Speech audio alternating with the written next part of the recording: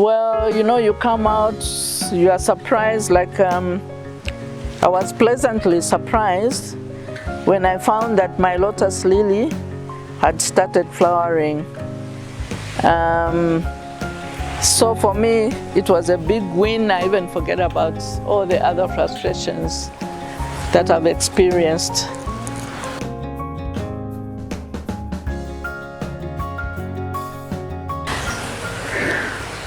I just want to share with you my my new nursery. It's been a journey. On a good day, I do work which I'm proud of. On a bad day, I always feel I didn't do enough, I could have done better. Sometimes you get frustrated, and as all gardeners know, there's no garden that you can say, oh, I finished my garden. You always move things around. And this has been my weakness. I don't know whether I should say I'm trying to have a perfect thing. So I move plants around. Once this structure was completed, which took a number of years, I was ready to start moving my plants, which I did. I moved the plants, and then I discovered that some plants still needed more shade. Like the phyllos, the peace lilies, they were getting burnt, and I didn't know what to do. I tried to ask the people that put up this shade net if they can come and put another 50% shade net on top. They said no, they didn't want to compromise their job, because they will be, whatever I put on top, it will be blown by the wind. So which meant that I have to do it myself. So as you can see from here, there's double, which is, well, one can say 100%, but it's not really 100%. Maybe what I have is just 70%. But the thing is, I have 2 layers of 50% shade. But even then, I still think I needed to put probably 80% shade on top of the 50%. But as it is in Zambia, maybe you haven't been everywhere, it's very difficult, if at all you can get 80% shade. So I decided to divide probably the nursery into 2, with the top being plants that require more water than the others. And then as we go down the last bit, I've left the area where I can have plants which are drought resistant. These plants, I'm looking at plants like crotons, I'm looking at bougainvillea, succulents, the sansevierias,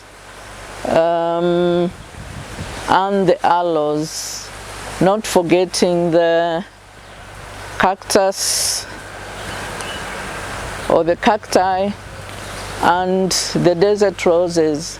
Of challenges, like I started putting monkey tails on these strings that I've put, and then I find that they are not strong enough because I lost one big one. It just broke in so many places. I think I was so frustrated that I decided to even leave it where it was. This one, it broke in so many parts, and I don't know, no matter, I tried it at 3 different spots. In fact, the last one, I'd put it here, but it still broke, and now even split the pot, the hanging basket. So I have to look for another hanging basket I was talking about the bent leaves. You can see they are scorched. A good number of them. I spent like another week trying to clean up, remove all the scorched leaves. And then the other thing that has been annoying is that the moths keep digging out. They even, this whole place is covered with plastic, black plastic, and on top I'd put quarry dust. But they're still able to cut through the plastic and dig their tunnels, and that too is frustrating and annoying at the same time. I don't know, in case anybody knows how I can effectively get rid of them. So I'm scheduled to finish the nursery in another week, because it will be officially opened on the 14th of September, a Saturday. The nursery, after the 14th of September, will open from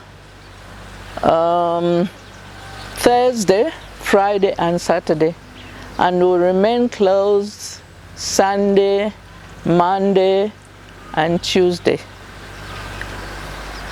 However, for those who feel they can't make it during those days, they need to book to be able to come here. I know it's quite a distance from town, so one, you don't want to come all the way and find the place closed. So if you want to come, even just to have a look, you're most welcome, but do make that appointment. Thank you.